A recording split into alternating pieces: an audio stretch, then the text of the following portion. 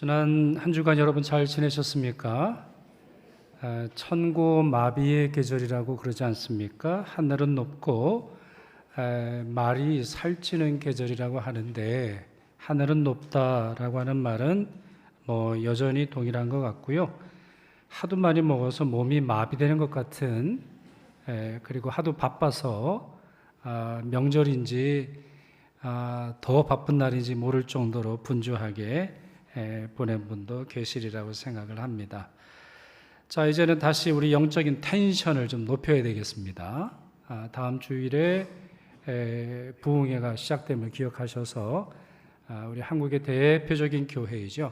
우리 교도만이 아니고 우리 한국 전체의 우리 역사적인 흐름에 있어서나 지금에 있어서나 가장 중요한 영향력을 끼치는 영락교회 담임 목사님 모시고 이제 말씀 듣는데, 여러분 빈자리가 없도록 해주시면 좋겠고요. 그리고 이제 10월 마지막 주일에는 저희가 새생명 축제를 하죠. 전도하는데 열심을 내는, 또 많은 열매를 거두어서 하나님을 영화롭게 하는 우리가 될 수 있기를 바랍니다. 또 수험생들도 지금 오늘부터 제 방에서 이제 기도를 시작을 했는데, 수험생들을 위한 기도도 잊지 말아 주셔서 다 좋은 성적을 거둘 수 있도록 여러분이 마음을 모아 주시기를 바랍니다. 그전에는 제가 고등부실에 가서 기도를 했는데, 이번에는 애들이 좀 오라 그랬어요. 그래서 이번에는 제가 준비한 선물도 좀 주고 그랬는데, 애들 홈런 치라고 홈런볼도 준비하고요, 또 간식도 준비하고, 하여튼 아기자기하게 좀 하려고 그런 생각이 있습니다. 혹시 여러분 자녀들 중에서도 기도가 필요한 자녀가 있으면 우리 송민근 목사님 말씀하셔서 같이 기도 받으실 수 있도록 안내해 주시면 좋겠습니다. 자, 지난 주일에 이어서 말세론 말씀 드리려고 합니다. 지난 주일 설교를 잠시 복습하면 좋겠는데요. 하박국서 2장 1절에서 4절 말씀을 드렸죠. 하나님께 투덜대는 하박국, 희망의 말씀을 듣지 않습니까? 묵시는 정한 때가 있다. 비록 더딜지라도 반드시 이루어지기 때문에 의인은 소망을 품고 미래를 기다릴 뿐만 아니라 믿음으로 살아가게 된다라고 하는 그런 내용이었습니다. 오늘은 그 다음 이후의 본문을 살펴보려고 합니다. 하박국이 주님께서 강림하신 후에 어떤 일이 벌어지는지를 듣게 되고, 또 그 말씀에 하박국이 어떻게 응답하고 반응하는지, 또 어떤 행동을 취하는지 오늘 살펴보려고 합니다. 간단히 요약하면 이렇습니다. 교만하고 난폭한 자들에 대한 하나님의 선포가 있습니다. 하박국서 2장 하반부를 보시면 화 있을진저, 대표적인 너희들이 망했다라고 하는 그런 말씀인데, 너희들은 통곡하라, 이러한 표현이 계속되면서 바벨론을 향한 하나님의 뜻이 선포가 되죠. 이후에 3장으로 넘어오셔서 하나님께서 바란 산에서 내려오심으로 말미암아 악한 자들을 심판하시는 내용이 나옵니다. 이때 굉장히 두려운 일이 벌어져요. 하늘과 땅과 강과 바다와 달과 별이 흔들리거나 쪼개지거나 진동합니다. 또 이때 하나님의 모습은 영락없는 전사의 모습이에요. 말을 타시고 구원의 마차를 모시는데요, 강과 바다에게 분노하실 뿐만 아니라 활을 쏘시고 창을 던지십니다. 여러 나라를 밟으시고 악한 세력들을 무찔러 승리하시죠. 그러니 바벨론에 억눌려 있던 이스라엘 입장에서는 좋은 것이고, 또 바벨론을 왜 심판하지 아니하시는가 하나님께 반항하면서 물었던 하박국의 입장에서도 굉장히 즐거운 일이죠. 그러나 그와 같은 내용의 말씀을 들은 후에 하박국 선지자가 사시나무 떨듯이 떨게 됩니다.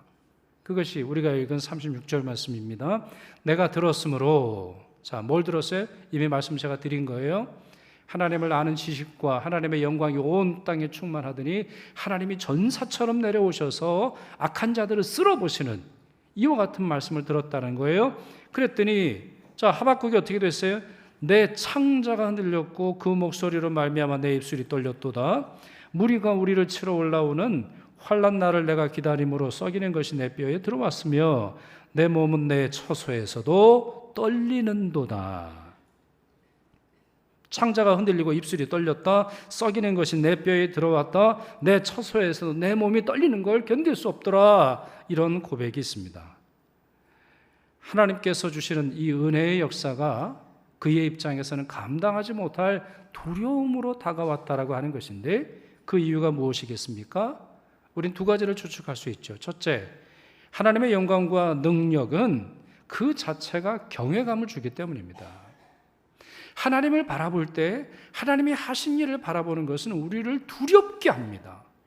그것이 비록 하나님의 승리의 모습이라 할지라도 자신의 죄인됨을 깨달음으로 말미암아 우리는 그 하나님을 두려워하며 그 하나님 앞에서 굴복하지 않을 수가 없는 것이죠. 둘째로, 이 말씀 보시면 여러분 두 번째 줄 후반부부터 이런 말씀이 있죠. 무리가 우리를 치러 올라오는 환난 날을 내가 기다림으로, 이렇게 되어 있어요. 기다린다고 되어 있어요. 무슨 말이에요? 더 큰 환난이 앞으로 올 예정이에요. 지금까지도 힘들었지만 지금하고는 비교할 수 없을 정도로 더 큰 환난이 무리와 함께 찾아올 겁니다. 그러니 최종적인 승리를 거두기 전에 이와 같은 환난의 날을 기다리고 맞이하고 견뎌야 한다라고 하는 사실을 그가 알았기 때문에 두려워하지 않을 수 없었던 것이죠. 자, 그렇다면 하박국이 어떻게 반응하면 좋을까요? 어떻게 행동하면 좋을까요? 잠시 이민 가는 건 어떻습니까? 우리나라가 어려우니까 잠시 전쟁이 없는 나라에 가서 있다가 잘 살다가 전쟁이 끝난 다음에 우리나라에 돌아오면 어떨까요? 아니면 될 대로 되라, 나는 모르겠다, 내가 기도를 해도 시간을 바꿀 수 없다면, 내가 아무리 기도를 하고 하나님께 항변하고 하나님께 도전하고 하나님께 원망해도 세상이 달라지지 않는다면 그냥 체념하고 지내는 것은 어떨까요? 아닙니다. 하박국은 하나님을 찬양하기로 결심합니다. 너무나 큰 두려움이 찾아왔고 앞으로도 더 큰 환난이 올 것이지만 그와 같은 사실로 말미암아 하나님을 오히려 찬양하고 있습니다. 이것은 믿음의 사람들이 고난에 대응하는 방식인데요, 다윗의 예를 말씀드려 볼까요? 다윗이 가드라고 하는 곳에서 블레셋 사람들에게 체포당한 때가 있었습니다. 원수들에게 압제를 당한다고 했어요. 원수들은 그의 말을 곡해하고 그의 행동을 일일이 감시하고 있었으며 그의 눈물을 병에다 담아서 하나님께 드리고 싶을 정도로 많은 눈물을 흘렸습니다. 그런데 그와 같은 상황에서 다윗은 좌절하지 않았고 오히려 하나님을 의지하며 찬송 부른 것을 볼 수 있습니다. 그 말씀 한번 같이 읽어보겠습니다. 시편 56편 3절 4절입니다. 내가 두려워하는 날에는 내가 주를 의지하리이다. 내가 하나님을 의지하고 그 말씀을 찬송하올지라. 내가 하나님을 의지하였은즉 두려워하지 아니하리니 혈육을 가진 사람이 내게 어찌하리이까. 아멘. 내가 두려워하는 날에는 하나님을 의지하고 오히려 그 말씀을 찬양하리라. 상황이 바뀐 게 아닙니다. 상황은 더 어려웠어요. 상황은 모질고 너무나 거칠었음에도 불구하고 그에게는 생명과 같은 하나님의 말씀이 있기에 그 하나님의 말씀을 찬양하리라, 이렇게 고백하고 있습니다. 하박국도 마찬가지입니다. 두렵죠. 하지만 그래서 그의 육체가 떨리지만 그의 영혼은 구원의 하나님께 시선을 고정했으며 그의 입술로는 하나님을 찬양하기로 결단했던 것입니다. 그 찬양이 이렇게 시작하지요. 17절입니다. 비록 무화과 나무가 무성하지 못하며 포도나무에 열매가 없으며 감람나무에 소출이 없으며 밭에 먹을 것이 없으며 우리의 양이 없으며 외양간에 소가 없을지라도. 이 말씀을 여러분 삶에 대비하면 여러분은 어떻게 고백할 수 있겠습니까? 여러분 삶에도 이런 일이 벌어집니까? 여러분 밭에, 여러분 가정에, 여러분의 사업에, 여러분의 직장에, 여러분의 자녀에, 여러분의 몸에, 또 여러분의 삶의 현재와 미래에 혹시 이런 일은 없습니까? 성경에서 무화과는 이스라엘 민족을 상징합니다. 그런데 말씀이 이렇게 되어 있어요. 무화과 나무가 무성하지 못하며 메말랐다는 겁니다. 열매가 없는 정도가 아니에요. 뿌리가 말랐어요. 가지가 앙상합니다. 이파리도 제대로 나오질 않아요. 포도는 풍요와 기쁨을 상징하지요. 감나무 올리브를 말하는데 치유와 회복과 영광을 상징합니다. 그리고 양과 소는 제사이기도 하면서 하나님께 드릴 제물을 의미하는 거예요. 그러니까 이 말씀을 한마디로 압축을 해보면 내가 누릴 재산도 없고 하나님께 드릴 헌금도 없다는 거예요. 아무것도 남지 않았어요. 그 누구를 풍요롭게 할 수도 없고 나 자신을 풍성한 삶으로 이끌어낼 수도 없을 뿐만 아니라 하나님께도 드릴 만한 것이 없음을 의미하는 것입니다. 그렇습니다. 바벨론의 공격으로 인해서 이스라엘은 재산과 명예, 영토와 생명, 신앙의 자유까지도 빼앗겼습니다만 더 큰 환란이 기다리고 있습니다. 그 남은 것조차도 다 잃어버릴 예정에 있습니다.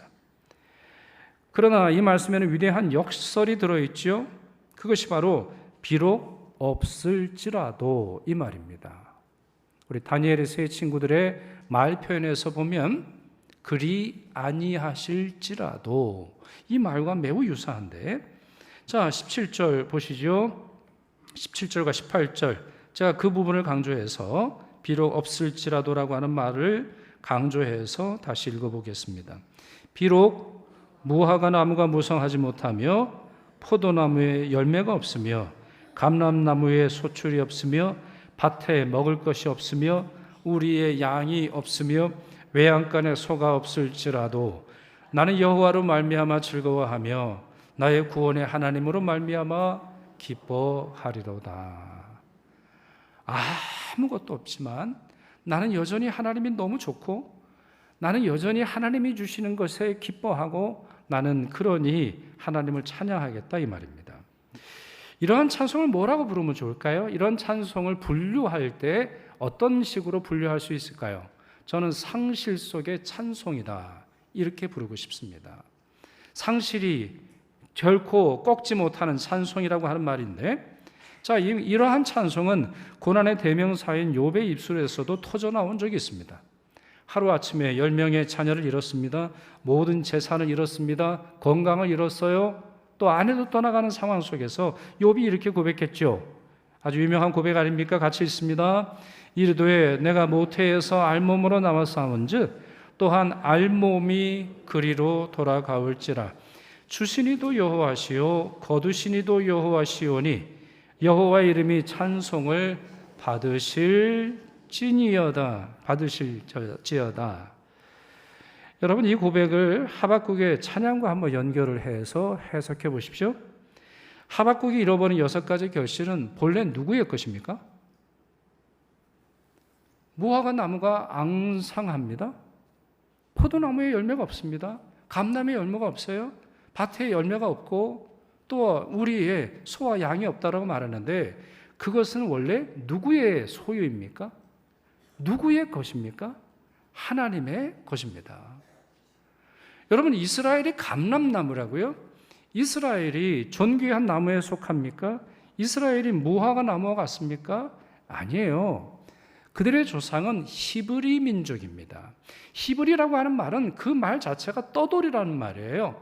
하루하루 노동을 해서 간신히 먹고 살 수 있었고 애굽의 노예로 지내면서 민족적인 자긍심도 없이 살아가던 사람들이 아닙니까? 이와 같은 것들은 모두 하나님이 주신 것입니다. 애초에 그들의 것이 아니에요. 그러니 주신 분도 하나님이시니 하나님의 영광을 받으시는 것이고 그 주신 하나님이 가져가셨으니 하나님이 영광을 받으시는 것입니다. 만약에 하박국 삶의 기쁨의 근거가 나무 열매나 가축에 있다면, 밭에 가득한 열매에 있다면 17절의 현실 앞에서 그는 절망할 수밖에 없을 것입니다. 그러나 기쁨의 근원이, 기쁨의 이유가 그로 하여금 삶의 소망을 얻게 하고 기뻐하도록 만드는 원천의 셈이 구원의 하나님께 있다면, 달리 말해서 기쁨의 이유가 소유에 많고 적음이 아니라 하나님과의 관계에 있다면, 여전히 하나님은 그곳에 계시고 여전히 아무것도 없는 밭과 아무것도 남지 않은 논과 모든 것이 불타버리는 산에 하나님께서 함께 하신다면 나는 여전히 기뻐하고 여전히 하나님을 찬양할 것이다. 이렇게 고백하고 있는 것입니다. 오히려 하박국은 이렇게 찬양하지요. 19절입니다. 주 여호와는 나의 힘이시라. 나의 발을 사슴과 같게 하사 나를 나의 높은 곳으로 다니게 하시리로다. 사슴이나 사냥은 힘이 약합니다. 뿔이 큰 양도 있고 사슴도 있습니다만 아주 약해요. 그래서 맹수를 만났을 때는 도저히 살 수가 없습니다.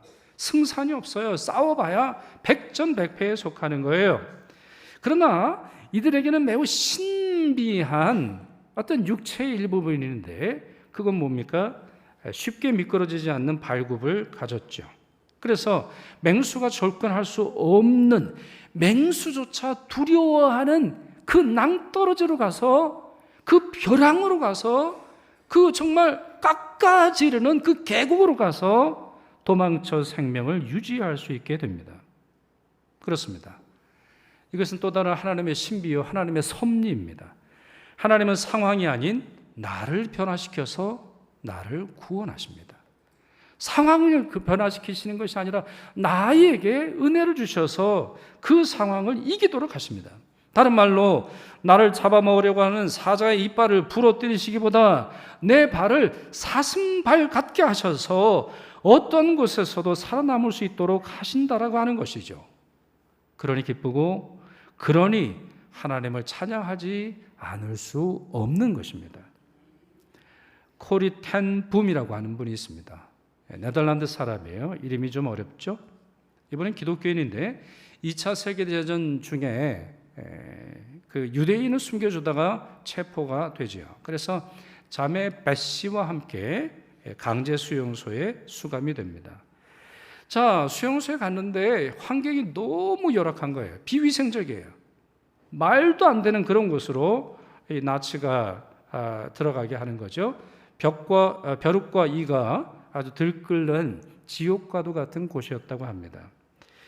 코리와 베시는 하나님께 간절히 기도했지만 상황은 나아지지 않았어요. 그러던 어느 날 베시가 성경을 읽는데 데살로니가전서 5장 18절 말씀을 읽습니다. 그 말씀이 이렇죠. 범사에 감사하라. 이것이 그리스도 예수 안에서 너희를 향하신 하나님의 뜻이니라. 이 말씀을 읽어요.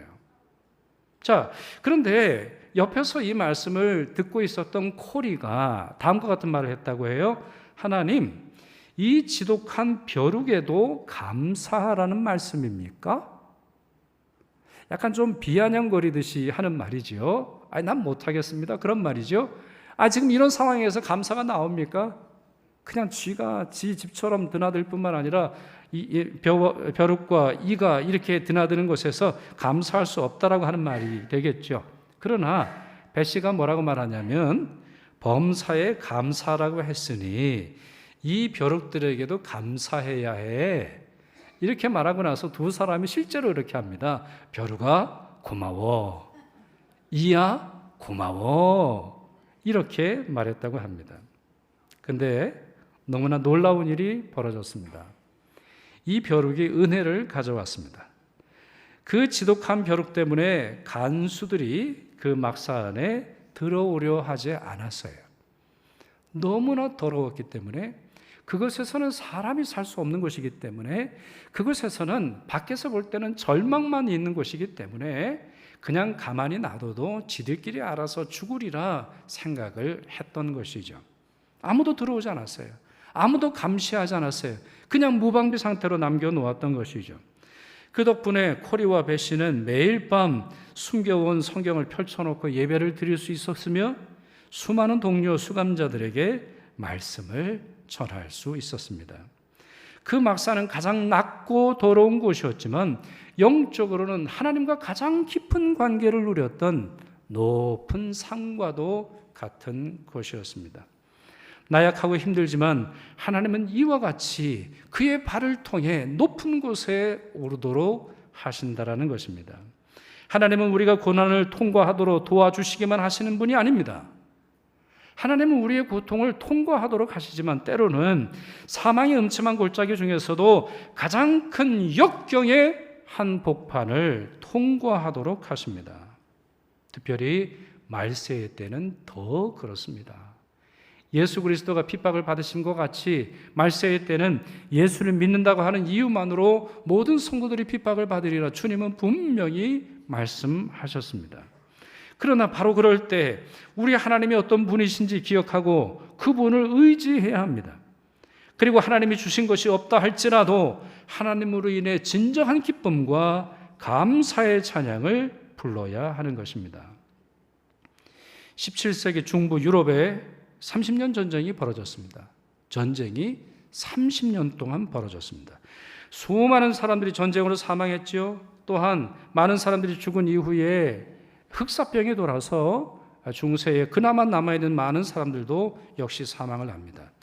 루터파 목사 중에 마르틴 린카르트라고 하는 분이 있습니다. 마르틴 린카르트. 이분도 이 당시의 사역의 중요한 부분이 장례였어요. 그러니까 사역이 장례예요. 하루 최대 40건의 장례식을 집례한 적이 있었고요. 한 해에 4,000명을 장례한 적이 있습니다. 장례하고 돌아오면 또 장례가 기다리는 거예요. 또 장례를 치러요. 그렇게 해서 한 해에 4,000명을 천국으로 떠나보냈어요. 1636년 그가 찬송가 한 곡을 작곡합니다. 이분은 찬송가를 많이 작곡한 분이신데 그 1636년에 작곡한 찬송가의 내용이 무엇일까요? 슬픔과 탄식의 내용일까요? 괴로움과 이별에 대한 아쉬움이 담겨있는 그러한 찬송가일까요? 아닙니다. 찬송가 66장, 우리가 이미 불렀던 찬송가입니다. 다 감사드리세. 1절 가사가 이렇습니다. 다 감사드리세. 온 마음을 주께 바쳐 그 섭리 놀라워 온 세상 기뻐하네. 2절 가사가 이렇습니다. 사랑의 하나님 언제나 함께 계셔 기쁨과 평화의 복 내려 주옵소서. 몸과 마음 병들 때에 은혜로 지키사 이 세상 악에서 구하여 주소서.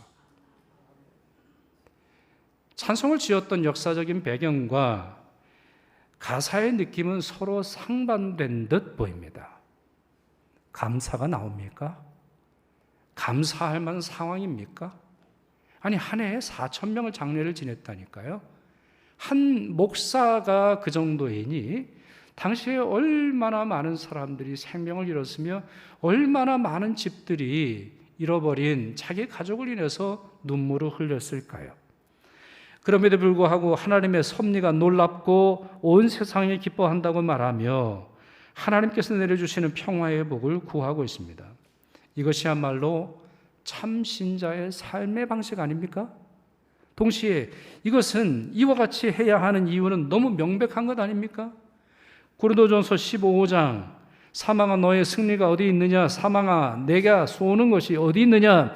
우리 주 예수 그리스도로 말미암아 우리에게 승리를 주시는 하나님께 감사하노니 이렇게 우리에게 알려주고 있습니다. 무슨 말입니까?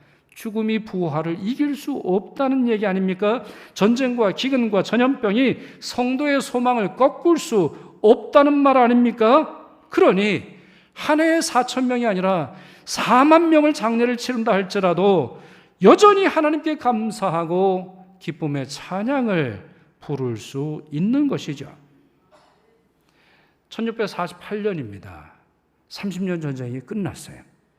그 유명한 베스트팔렌 평화 조약이 맺어집니다. 체결이 되었어요. 그래서 더 이상 유럽에 종교가 다르다고 하는 이유로 서로 싸우지 않고 평화롭게 지내자라고 하는 매우 중요한 조약이 체결이 되는데 그 기념식에 마르틴 린카르트 목사의 찬양이 울려 퍼졌습니다. 정말 탁월한 선택입니다. 말세의 마지막 순간에도 마찬가지 아니겠습니까?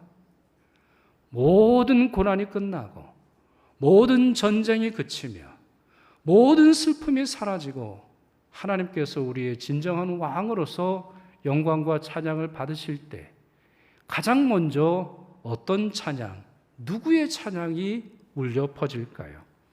고난 중에도 믿음과 소망으로 살았던 성도들이 하나님으로 말미암아 찬양하고 감사할 때 그 찬양이야말로 가장 높은 곳까지, 가장 먼 곳까지 울려 퍼질 것입니다. 이제 말씀을 맺습니다. 마지막 날에 벌어질 일을 보며, 그리고 그런 과정 중에서 자기의 모든 소유가 사라질 것을 알았지만 하박국은 구원의 하나님으로 말미암아 기쁨과 감사의 찬양을 드렸습니다. 코리 텐붐은 벼룩이 들끓는 막사에서도 감사의 기도를 드렸고, 마르틴 리카르트는 1년에 4,000번 장례를 치르면서도 하나님의 섭리를 믿으며 기쁨과 감사의 찬양을 불렀습니다. 여러분 모두 이러한 감사와 찬양의 사람 되시기를 축원합니다. 기도하겠습니다. 사랑과 공의의 하나님, 하박국서의 말씀으로 저희를 깨우쳐 주시니 감사드립니다. 간절히 빌고 원하옵나니 저희들에게 참 신앙의 즐거움을 허락해 주시옵소서. 또한 그렇게 되기 위해 소유가 아닌 하나님과의 친밀함의 가치를 깨닫게 하옵소서. 영원한 평화와 기쁨과 능력과 소망이 오직 하나님께 있음을 고백하오며 우리 주 예수 그리스도의 이름으로 기도드리옵나이다. 아멘.